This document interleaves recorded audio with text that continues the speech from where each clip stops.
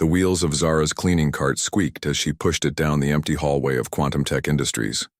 The sound echoed off the walls, reminding her she was alone on this floor. Most people had gone home hours ago. Only the night owls and workaholics remained, tucked away in their offices or huddled in meeting rooms. Zara liked the night shift. The pay was better, and nobody bothered her while she worked. During the day, the tech company buzzed with important people rushing from one meeting to another. They barely noticed her, sometimes even bumping into her cart without an apology. At night, she could clean at her own pace and think about her classes. At 19, Zara was already in her second year at the community college, taking every computer class they offered. She'd fallen in love with coding when she was 12, teaching herself from old books she found at yard sales. Her mom had worked so hard to keep food on the table that buying a computer wasn't possible. Instead, Zara spent hours at the public library, using their ancient desktops until closing time. Tonight was different at Quantum Tech. Usually the building was quiet by 10 p.m., with just a few lights on. But as Zara pushed her cart toward the executive floor, she noticed unusual activity. The main conference room was lit up like a Christmas tree, and through the glass walls she could see people pacing around, their faces tight with worry. "We're looking at a complete system collapse by morning," a tall man in a rumpled suit said, his voice carrying into the hallway as someone opened the door. "That's $100 million down the drain minimum." Zara slowed her cart, pretending to adjust her cleaning supplies while she listened. "The client portals are already glitching. If we don't fix this by the morning market opening, we're finished," a woman replied, her voice sharp with stress. Zara recognized her as Diane Porter, one of the company's vice presidents. She'd seen her picture in the company newsletter that Zara sometimes read during her lunch break. Inside the room, screens displayed lines of code that Zara could partially see from her position. She recognized the framework immediately. Quantum Tech's main product was an AI platform that managed supply chains for big companies around the world. Zara had read about it in tech magazines, fascinated by how it worked. She moved closer, picking up an empty coffee cup from a side table near the conference room door. The conversation inside grew more heated. "We've tried rolling back to yesterday's version. It made things worse," a young man with thick glasses said, rubbing his bloodshot eyes. "The corruption is spreading through the entire system." "Where's Raymond?" "He built half this code," Diane asked, looking around the room. "On a flight back from Tokyo. His plane lands in 6 hours, someone replied. "We don't have 6 hours. Zara lingered, emptying nearby trash bins as slowly as possible. The code on the screen caught her eye. She'd studied similar algorithms in her advanced programming class, where her professor had praised her natural talent. He'd even suggested she apply for an internship at a place like Quantum Tech, but Zara had just laughed. Who would hire a community college student with no formal experience?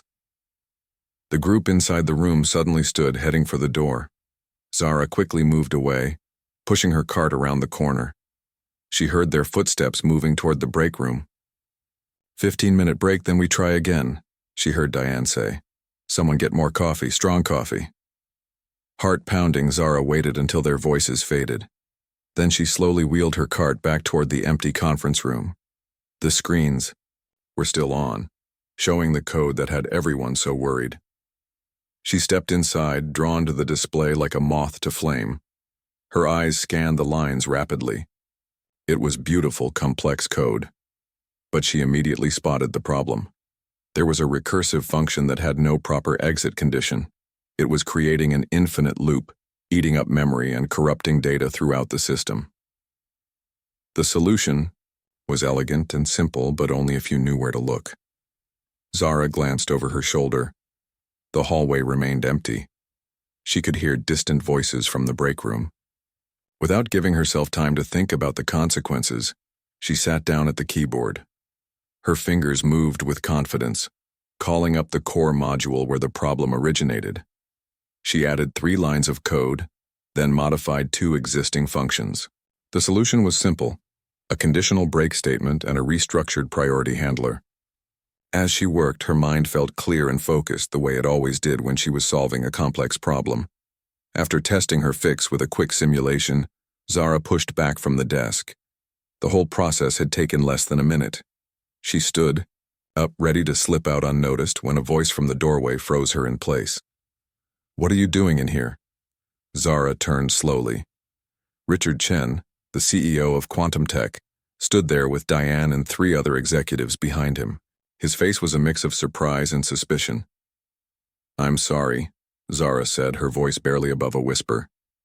"I was cleaning and I saw your code problem." Richard's eyebrows shot up. "And?" "I fixed it," she said simply. One of the men snorted in disbelief. "Yeah, right." Diane stepped forward, moving quickly to the keyboard. Her fingers flew over the keys as she examined what Zara had done. The room fell into tense silence. "My God," Diane finally said, looking up at Zara with wide eyes. "The system's stabilizing. The error messages are clearing." The disbelieving man pushed past her, checking for himself. "That's impossible," he muttered, but his voice lacked conviction as he stared at the screen. Richard looked at Zara, really, seeing her for the first time. "You're on the cleaning staff?" Zara nodded, suddenly very aware of her uniform with the company's cleaning service logo on the pocket. "Yes, sir. I work nights to pay for my classes." "What classes?" Richard asked. "Computer science at Bay Community College," she replied, adding with a small shrug. "I like coding." Richard turned to the others. "Someone check the system from top to bottom. Make sure this fix is real." Then he turned back to Zara. "You and I need to talk." As the team rushed to verify her solution, Richard gestured to his office across the hall. Zara followed, her legs shaky. She had a sudden fear that she might be in trouble for touching the company's computer system. Maybe they would fire her. Her mom depended on her help with the bills. Richard closed the door behind them and pointed to a chair. "Sit, please." He studied her face for a long moment. "I don't even know your name." "Zara Williams," she said, perching on the edge of the chair. "Zara," he repeated, "tell me how you knew what to fix." She explained in simple terms about the infinite loop and how she'd spotted the pattern right away. As she talked, Richard's expression changed from skepticism to wonder. "That system took 20 engineers over a year to build," he said when she finished. "The best minds in the business couldn't find the problem tonight. But you did in what? A minute?" Zara shrugged again, uncomfortable with his stare. "The problem was hiding in plain sight. Sometimes fresh eyes help." A knock at the door interrupted them. Diane entered, her face transformed with excitement. "It's working perfectly," she announced. "Better than before, actually. She didn't just patch it, she improved the whole priority handling system." Richard nodded slowly, his eyes never leaving Zara's face. "Diane, I think we need to have a conversation about Ms. Williams here, a serious conversation about her future." Zara sat up straighter, a tiny spark of hope flickering to life inside her chest. For the first time in her life, someone was seeing her, really seeing her, for what she could do. Not just for the uniform she wore. Zara sat uncomfortably in Richard's office, her cleaning cart abandoned in the hallway. The leather chair felt too fancy for her work uniform. 5 people now crowded the room, all staring at her like she was some kind of rare animal at the zoo. "Walk us through exactly what you did," said a thin man with round glasses who had introduced himself as Paul, the chief technology officer. His tone wasn't friendly or unfriendly, just deeply curious. "It wasn't complicated," Zara said, her voice soft but steady. "Your system was caught in an endless loop. Every time it tried to process conflicting data from different sources, it couldn't decide which had priority, so it kept checking again and again. That ate up memory and corrupted your decision matrix." Paul leaned forward. "And your solution?" "I added a conditional break to escape the loop after 3 attempts, then restructured how the system handles priorities when it finds conflicts. Now, instead of getting stuck, it flags the conflict for human review while continuing to process everything else." Zara paused, suddenly worried she'd overstepped. "I hope that's okay." The room fell silent. Diane looked at Paul, who was shaking his head in disbelief. "That's elegant," he finally said. We've been trying to solve this problem for months. Not the specific crash tonight, but the underlying priority conflict issue. We had a team of 5 engineers working on it. Richard, who had been quietly watching from behind his desk, finally spoke. Zara, where did you learn to code like this? She shifted in her seat. Mostly taught myself. Started with free online courses when I was 12, then books from the library. Now I take classes at community college. And you work here as a janitor, Richard stated, not as a question but as if trying to make sense of it. Cleaning specialist, Zara corrected gently. The pay is good, and the night shift works. With my class schedule, Richard exchanged looks with Diane. Something unspoken passed between them. Have you applied for internships? Tech positions? Diane asked. Zara almost laughed but caught herself. With what resume? My experience is cleaning offices and fixing my neighbors' computers when they break. I don't exactly have a portfolio to show. You do now, Paul muttered, gesturing toward his tablet where he was still reviewing her code changes. Richard stood up suddenly. Zara, would you mind waiting outside for a few minutes? Help yourself to anything in the break room. We need to discuss something. Zara nodded and left, closing the door behind her. Instead of going to the break room, she returned to her cleaning cart. Work was familiar. Work made sense. She started wiping down the glass walls of an empty office, trying not to think about what was happening in Richard's office. Inside, voices rose and fell. Once she heard someone laugh in disbelief. 15 minutes later, Richard opened his door and waved her back in. Sorry for the wait, he said as she sat down again. The others had left except for Diane and Paul. We've been discussing your future. Am I fired? Zara blurted out, surprising herself. It was the fear that had been gnawing at her since she touched the keyboard. I know I shouldn't have used the computer without permission. Richard's eyebrows shot up. Fired? You just saved this company from a $100 million disaster. Firing you would be the stupidest decision of my career. Relief flooded through her. So I can keep my cleaning job? This time Richard did laugh, a short, surprised sound. No, Zara, we don't want you cleaning our offices anymore. Before panic could set in, Diane leaned forward. We want to offer you a real job, a tech job. Zara blinked, certain she had misheard. Excuse me? We want you to join our development team, Paul said simply. Based on what I just saw, you have more raw talent than most of our senior engineers. But I don't have a degree, Zara said, her mind struggling to catch up. I'm only halfway through community college. Richard waved his hand dismissively. Companies like Google and Apple have dropped degree requirements for technical positions. What matters is what you can do, not what piece of paper you have. We're prepared to offer you a junior developer position, Diane said. Starting salary of $80,000 with full benefits and tuition assistance to complete your education. Zara felt lightheaded. Her current job paid $14 an hour. The yearly total didn't even reach $30,000. This isn't charity, Paul added, as if reading her thoughts. This is quantum tech recognizing talent and wanting to invest in it. The fix you created tonight will save us millions. It's worth much more than what we're offering you. Zara started, then stopped, not sure what to say. Richard's expression softened. You don't have to decide right now. Take the weekend to think about it, but I hope you'll say yes. He pulled out a business card and wrote something on the back. That's my personal cell number. Call me when you decide, day or night. Zara took the card with numb fingers. Outside the floor-to-ceiling windows of Richard's office, the first hint of dawn colored the sky. Her shift had ended 30 minutes ago. I should finish my rounds, she said automatically, standing up. Absolutely not, Diane said firmly. You're done cleaning for tonight. Forever, hopefully. Paul nodded in agreement. Go home. Get some rest. Think about our offer.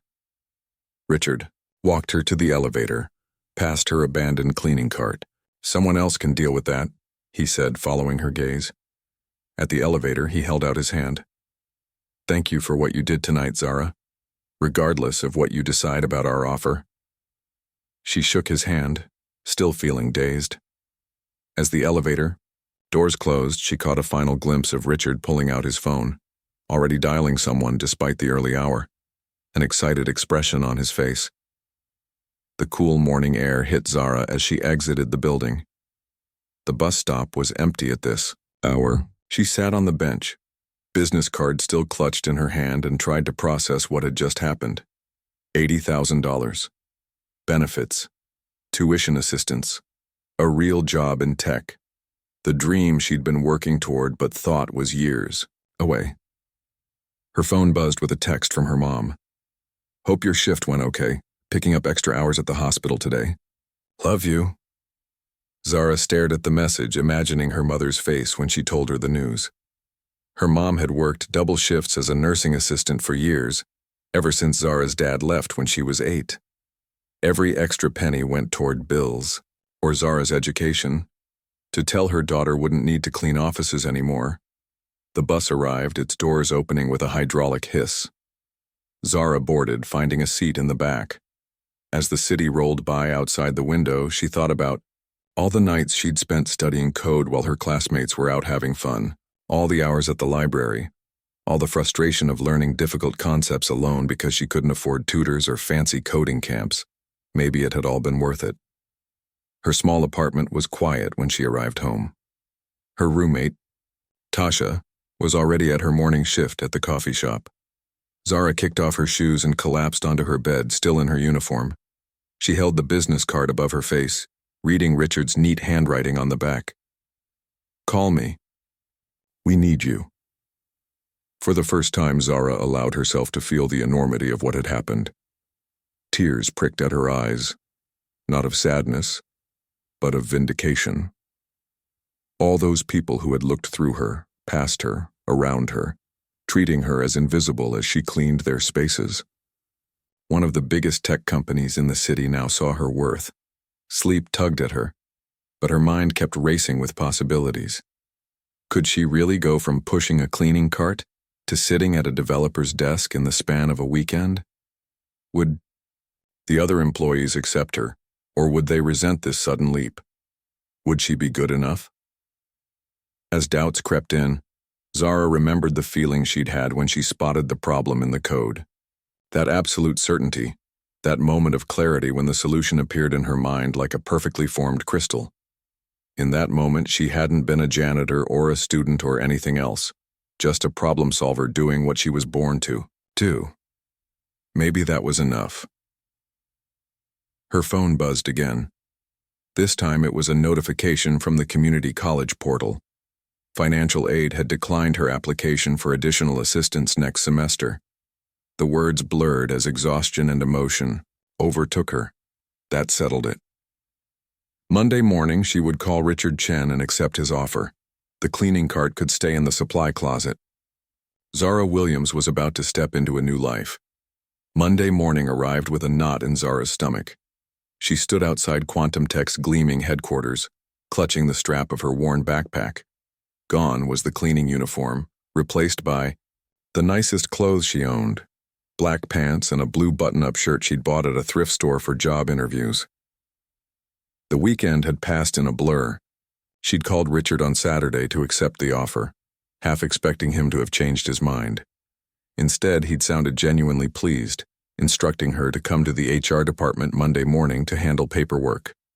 "Just like that?" she'd asked. "Don't you need references or something?" Richard had chuckled. "Your work spoke for itself, Zara. The rest is just formalities."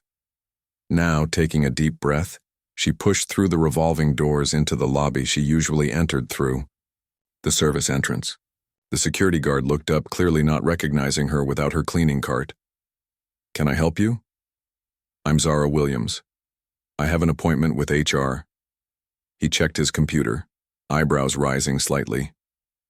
"Oh, yes, Ms. Williams. Take the elevator to the 14th floor. Someone will meet you." The someone turned out to be Diane, who was waiting when the elevator doors opened. "Welcome to your first day," she said warmly, extending her hand. "Though I guess technically not your first day in the building." Zara managed to smile as they shook hands. Feels different coming through the front door. I bet, Diane said, leading her down a hallway. We've got some paperwork to get through, then Paul wants to meet with you to discuss your role on the team. The next 2 hours passed in a whirlwind of forms, badge photos, and system setups. By lunchtime, Zara had a company email address, a sleek new laptop, and an employee badge that said software developer under her name. Ready to meet your team? Diane asked, leading her to a different floor. The development area was open plan, with clusters of desks arranged in pods. Conversations quieted as they walked in, curious eyes following their progress. Zara fought the urge to shrink into herself. At one pod, Paul stood up, waving them over. 4 other people sat around him, all with expressions ranging from curious to skeptical. Everyone, Paul announced. This is Zara Williams, our newest developer. Zara single-handedly fixed the Anderson portal crash Friday night and saved all our jobs. He turned to her. Zara, meet your new team. This is Liam, Dev, Taylor, and Kira. The group offered a mix of nods and half-hearted waves. Kira, a woman, about 10 years older than Zara with short copper hair, seemed particularly unimpressed. Nice to meet you all, Zara said, hating how small her voice sounded. Zara will be working on the priority handling systems, Paul continued. Kira, I'd like you to mentor her, show her our code base and procedures. Kira's smile didn't reach her eyes. Of course. Great, Paul said, either missing or ignoring the tension. I'll let you all get acquainted. With that, he and Diane left, leaving Zara standing awkwardly by the pod. There's an empty desk here, Dev said, pointing to a workstation at the edge of their cluster. He seemed the friendliest of the group, with a quick smile and kind eyes behind thick-framed glasses. Thanks, Zara said, setting down her new laptop. So, Liam said, leaning back in his chair, you're the janitor who saved the day. Heat crept up Zara's neck. I was a cleaning specialist, now I'm a developer. Just like that, huh? Kira muttered. Lay off, Kira, Taylor said quietly. It's not her fault Richard was impressed.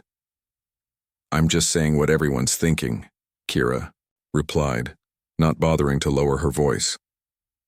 Some of us worked years to get here.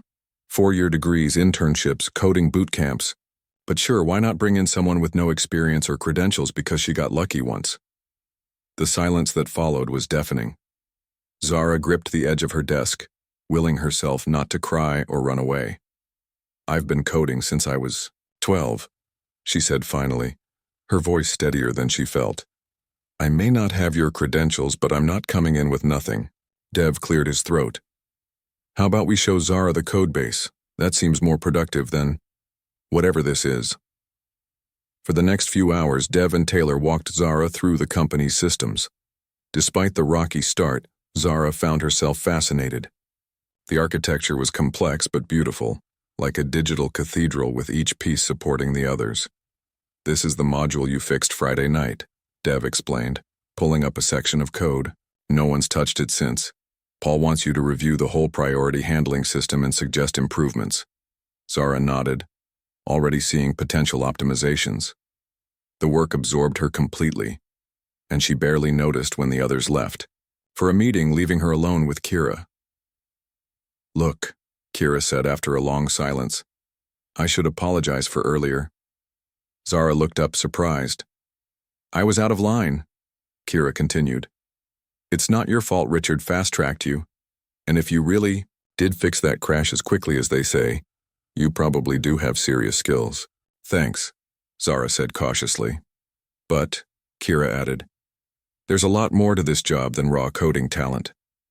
There's teamwork, communication, project management, things that take time to learn. Don't expect everyone to immediately treat you like you belong here. I don't, Zara replied honestly. I know I have a lot to prove. Kira nodded, seeming satisfied with this answer. So prove it. The rest of the day flew by. By 5 o'clock, Zara had mapped out the entire priority system and drafted initial recommendations for improvements. Her brain buzzed with ideas, problems to solve, and possibilities. For the first time in her life, she was being paid to do what she loved. As she packed up to leave, Richard appeared at her desk. "How was day one?" he asked. "Good," Zara said, not wanting to mention the tension with her team. "Overwhelming, but good." Richard nodded. "I expected nothing less. Got a minute to chat in my office?" They took the elevator to the executive floor, the same one Zara had been cleaning just 3 days earlier. The surreal feeling hadn't faded. In his office, Richard gestured for her to sit. "I wanted to check in personally. Any concern so far?" Zara hesitated. "Some of the team seems uncertain about me." "That's to be expected," Richard said. "You're an unknown quantity who skipped several rungs on the ladder. It'll take time for them to accept you. And if they don't, then that's their problem, not yours." Richard leaned forward. "I didn't hire you as a feel-good gesture, Zara. I hired you because what you did Friday night demonstrated exceptional talent. Talent this company needs." "I appreciate the vote of confidence," Zara said. "I just don't want to be seen as getting special treatment." Richard laughed. "Too late for that. But here's what you need to understand. In tech, results matter more than process. Show them what you can do and the rest will follow." As Zara left the building that evening, she called her mother. "How was it?" her mom asked eagerly. "Different," Zara replied, unable to fully articulate the mixture of excitement, anxiety, and determination she felt. "But I think I'm where I'm supposed to be." "I always knew you were meant for big things," her mom said, voice thick with pride. "Your father would have been so proud." The mention of her dad, rare from her mother, made Zara's eyes sting. "I wish he could have seen this. He left us, baby.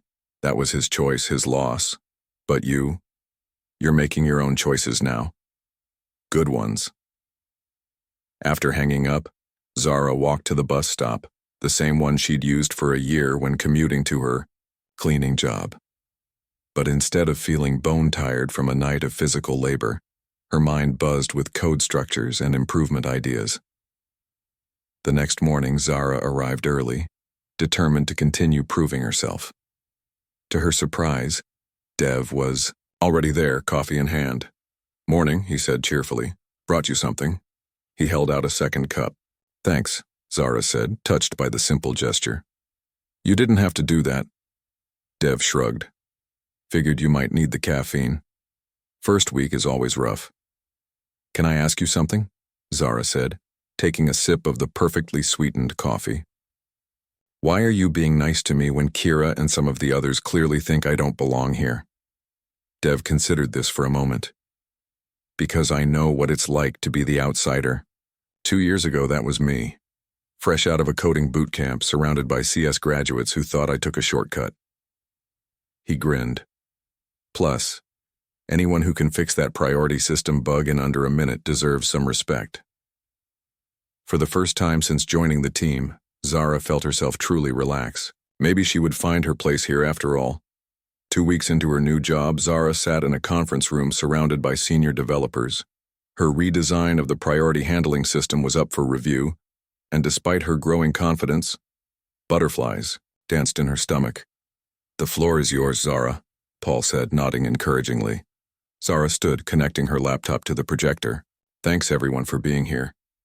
What I'm about to show you is a complete overhaul of how our system handles conflicting data priorities." For the next 20 minutes, she walked them through her solution. The room remained quiet as she explained how her approach would not only prevent future crashes but also improve processing speed by nearly 40%. When she finished, silence hung in the air. Then Liam, who had been watching with narrowed eyes, spoke up. "This would require rewriting almost a third of our core processing logic." "Yes," Zara acknowledged. "It's a big change. A change that would take months to implement and test," Kira added. 6 weeks, Zara corrected. "I've mapped out the implementation plan on page 12 of the document I shared." Paul flipped through the document, eyebrows rising. 6 weeks is ambitious." "It's impossible," Kira said flatly. "It's not," Dev countered, speaking up for the first time. "I've reviewed Zara's plan, It's aggressive but doable, especially with the automated testing suite she's designed. The room split into murmurs, some skeptical, others intrigued. Zara remained standing, pulse pounding in her ears. Enough. Richard's voice cut through the chatter. He had been sitting quietly at the back of the room. The question isn't whether we can do this in 6 weeks. The question is, can we afford not to? All eyes turned to him. The Anderson crash was a warning. Richard continued. We were lucky Zara was there that night. Next time we might not be so fortunate. He looked around the room. I've reviewed this proposal thoroughly. It's solid, we're doing it. Kira's mouth tightened, but she said nothing. Paul, assemble a team, Richard instructed. Zara will lead the implementation. Lead? Someone muttered. Richard's gaze sharpened. Yes, lead. Any objections? No one spoke up. Good. I expect weekly progress reports, that's all. As people filed out, Zara gathered her materials, still processing what had just happened. She was going to lead a major system overhaul, her first real project at the company. Don't look so shocked, Richard said, pausing by her chair. This was your idea. Who better to implement it? But I've never led a team before, Zara pointed out. Neither had I, until I did, Richard replied. Leadership isn't about experience. It's about vision and the ability to execute. You have both. After he left, Zara sat alone in the conference room, letting the reality sink in. 2 weeks ago, she'd been cleaning these same rooms after hours. Now she was leading a critical project that could reshape the company's flagship product. Her phone buzzed with a text from her mom. How did your big meeting go?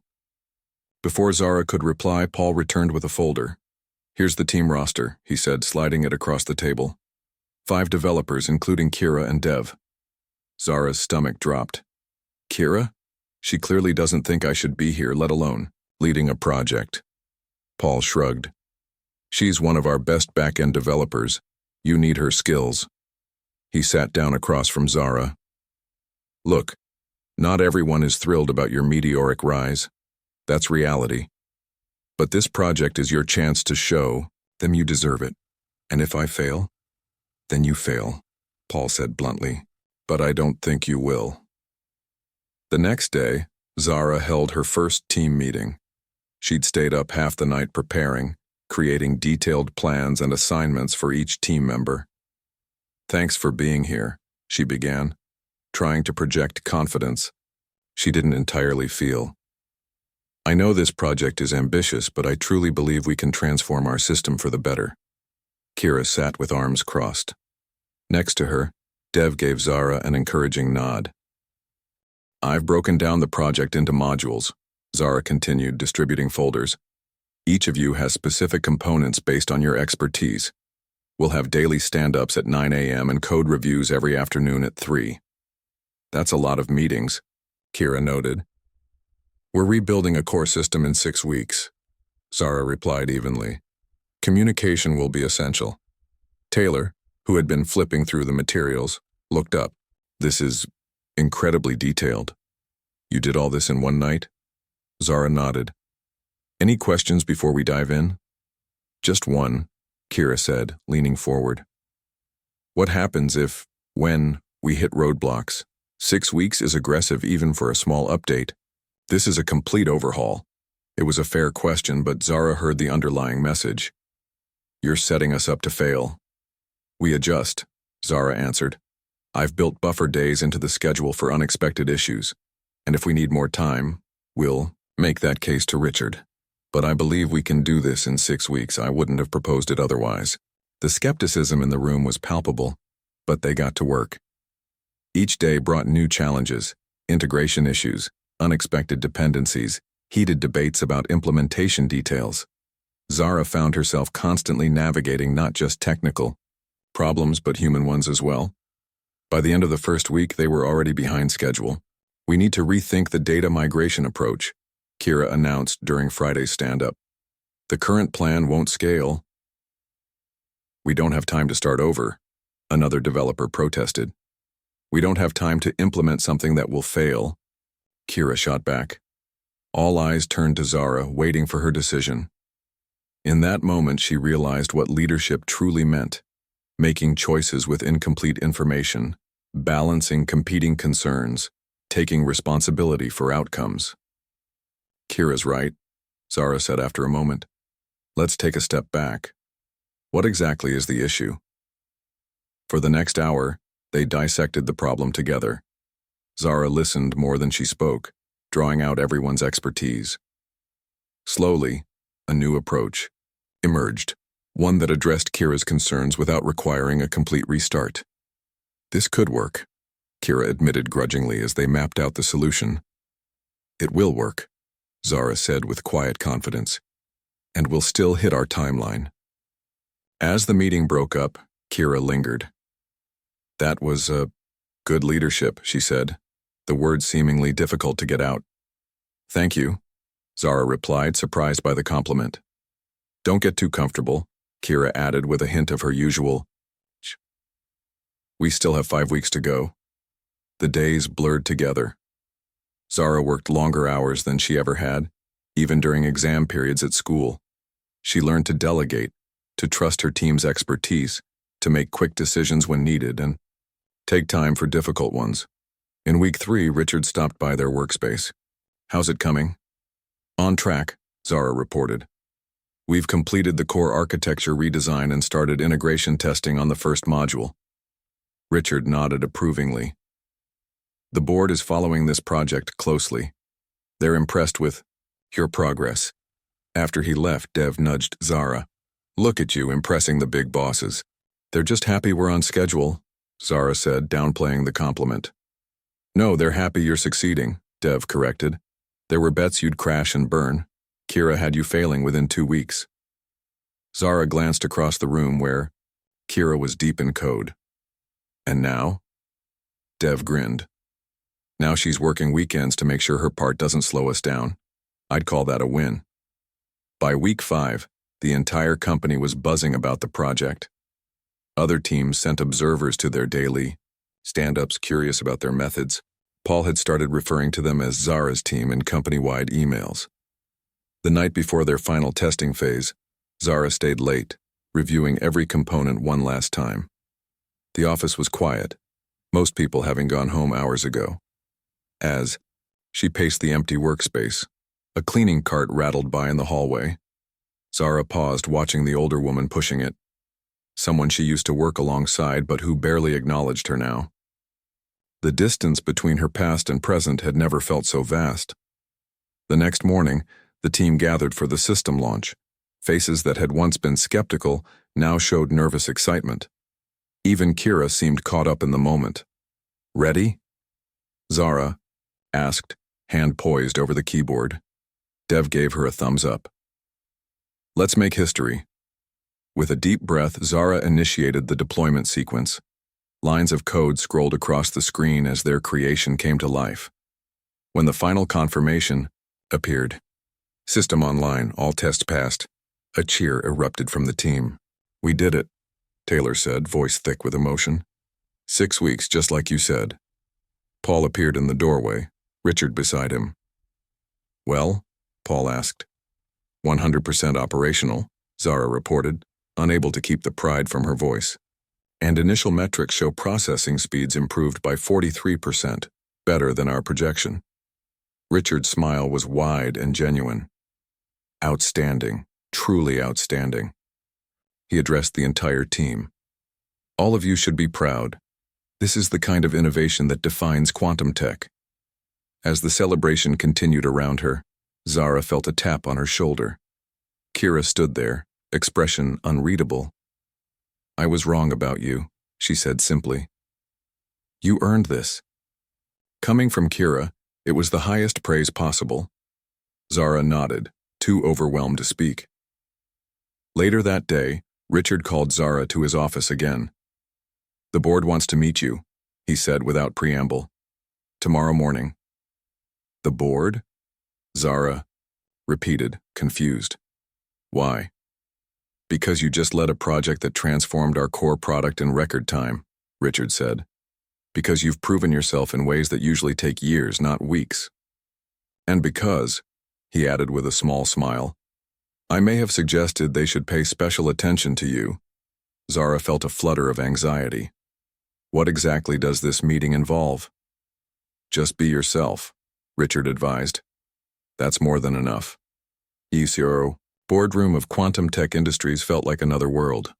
Floor-to-ceiling windows offered a sweeping view of the city, and the massive table gleamed under soft lighting. Zara sat at one end, trying not to fidget as 7 board members studied her from their leather chairs. Ms. Williams, began an older woman with silver hair and sharp eyes. I'm Patricia Winters, board chairperson. Thank you for joining us today. Thank you for having me, Zara replied, glad her voice remained steady. Richard has told us about your remarkable journey with our company, Patricia continued. From cleaning staff to leading a transformative project in just weeks, quite impressive. I had an excellent team, Zara said. A man with a neatly trimmed beard leaned forward. But you were the catalyst. The question is, what do we do with someone of your talents now? Zara hadn't expected this. She thought the meeting was simply to report on the project. I'm not sure I understand, she said carefully. Patricia exchanged glances with Richard, who sat at the opposite end of the table. We believe you represent something important, Ms. Williams. Not just technical skill, but a different path into this industry. A path many companies overlook, added another board member. We'd like to create a new position, Patricia explained. Special Advisor for Innovation and Inclusive Technology. You would report directly to Richard, with 2 key responsibilities: continuing to improve our technical systems and helping us find more hidden talent like yourself. Zara blinked, processing this unexpected turn. You want me to find more janitors who can code? Several people chuckled, but Richard shook his head. Not exactly. We want you to help us look beyond traditional hiring pools. Community colleges, technical schools, self-taught programmers, talent that doesn't come packaged in computer science degrees from elite universities. This would come with appropriate compensation, of course, Patricia added. We're thinking a base salary of $350,000, plus equity in the company and a discretionary budget for educational initiatives. The number hit Zara like a physical blow. Less than a month ago, she'd been thrilled at the prospect of $80,000. Now they were offering more than 4 times that amount.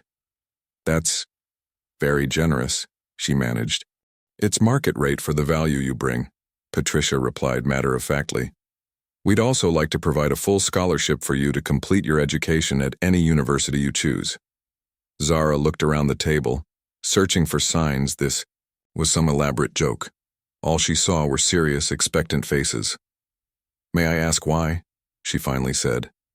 Why me specifically? There must be other people with unusual backgrounds who've joined the company. Richard nodded to Patricia, who took off, her glasses with a thoughtful expression. 3 weeks ago, I was ready to step down as chairperson, she said. After 30 years in tech, I was tired of seeing the same patterns repeat, the same types of people being hired, promoted, and celebrated, while others remained invisible despite their talents. She gestured toward Zara.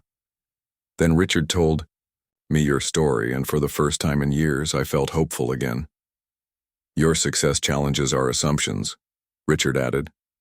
And honestly, it challenges the entire industry's assumptions about where innovation comes from. Zara took a deep breath. I'd like some time to think about this. Of course, Patricia said. Take the weekend, we'll reconvene on Monday. Outside the boardroom, Zara found Dev waiting anxiously. Well? He asked. What happened? They offered me a job I never knew existed, Zara said, still dazed. And a lot of money. That's good, right? I think so. I just need to figure out if I'm ready for it. That evening, Zara sat with her mother at their small kitchen table, picking at a celebratory dinner her mom had prepared. $350,000, her mother repeated for the 3rd time, eyes wide. Baby, that's life-changing money. I know, Zara said. But it's not just about the money. They want me to become some kind of symbol, the janitor who became an executive. Her mother reached across the table, taking Zara's hands in hers. Is that so bad? To be a symbol of what's possible? What if I fail? What if I can't find other people like me, or what if the ones I find don't succeed? Then I'm just another diversity experiment that didn't work out. Her mother's expression hardened. Zara Williams, don't you dare. Reduce yourself to an experiment. You earned this through your own brilliance and hard work. If they're smart enough to see your value, be smart enough to own it. Zara squeezed her mother's hands. When did you get so wise? Around the time I realized my daughter was a genius, her mother replied with a smile. Now, are you going to take this job or not? Monday morning arrived with crystal clarity for Zara. She walked into Quantum Tech with her decision made, confidence in every step. The board waited in the same room, expressions expectant as she took her seat. Thank you for the time to consider. Your offer, Zara began. I've decided to accept with 2 conditions. Patricia raised an eyebrow. Conditions? First, I want to continue hands-on development work. Finding new talent is important, but I don't want to stop building and creating. Richard nodded. That makes sense. And the second condition? I want to establish a technology education center in my old neighborhood, Zara said. Free classes for anyone who wants to learn, regardless of age or background. Quantum Tech provides the funding and equipment, and I'll design the curriculum. The board members exchanged looks. That's an ambitious request, Patricia noted. No. More ambitious than asking a former janitor to help transform your hiring practices, Zara replied evenly. After a brief silence, Patricia smiled. I think we can accommodate both conditions. Welcome to the executive team, Ms. Williams. The next month passed in a whirlwind. Zara moved into a spacious office with a view almost as impressive as the boardrooms. Her team expanded, now working on projects of their choosing with Zara's guidance. Even Kira had become a staunch ally, fiercely defending Zara's decisions in meetings with other departments. The education center took shape in a vacant storefront near where Zara had grown up. She spent evenings and weekends there, setting up computers and designing lessons that made coding accessible to everyone from curious kids to adults looking for career changes. 6 months after her late-night fix had saved Quantum Tech millions, Zara stood at a podium in the company's largest conference room. Every employee had gathered for the quarterly all-hands meeting, and Richard had just introduced her as the keynote speaker. Thank you all for being here, Zara began, looking out at hundreds of faces, some familiar, many still unknown to her. 6 months ago, I was pushing a cleaning cart through these halls, invisible to most of you. A murmur rippled through the crowd. I don't say that as a criticism, she continued. We all have blind spots, assumptions about who belongs where, who has value, who has potential. I had them too. Even as I taught myself to code, I assumed the path to a company like this was closed to someone like me. From the front row, Dev gave her a thumbs up. Beside him, Kira nodded encouragingly. What changed wasn't just that I fixed a bug at the right time. What changed was that one person, she nodded toward Richard, was willing to see beyond my job title to my abilities. And then another person did, and another, until I found myself standing here today. Zara paused, gathering her thoughts. In IB, the past 6 months, our Inclusive Technology Initiative has brought 15 new employees to Quantum Tech from non-traditional backgrounds. A former bus driver who built an inventory system for his depot in his spare time. A high school math teacher who created educational games for her students. A refugee who taught himself English and coding simultaneously. Pride swelled in her chest as she continued. These 15 people have already contributed innovations that improved our products in ways we hadn't considered. They brought perspectives we were missing. And they're just the beginning.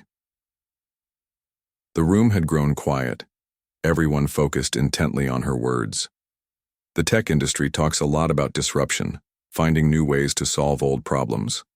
But we've been remarkably traditional in who we trust to create that disruption.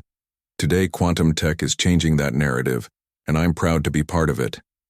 The applause that followed was thunderous. As Zara stepped away from the podium, Richard took her place. I'd like to share something I've never publicly admitted before, he said when the clapping subsided. The night Zara fixed our system, I was terrified.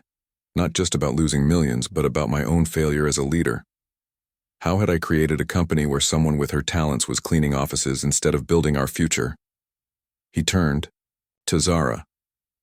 My greatest failure wasn't the technical crisis. It was failing to recognize the extraordinary talent right in front of me because of what job she held. Zara taught this old CEO that brilliance doesn't come in one package.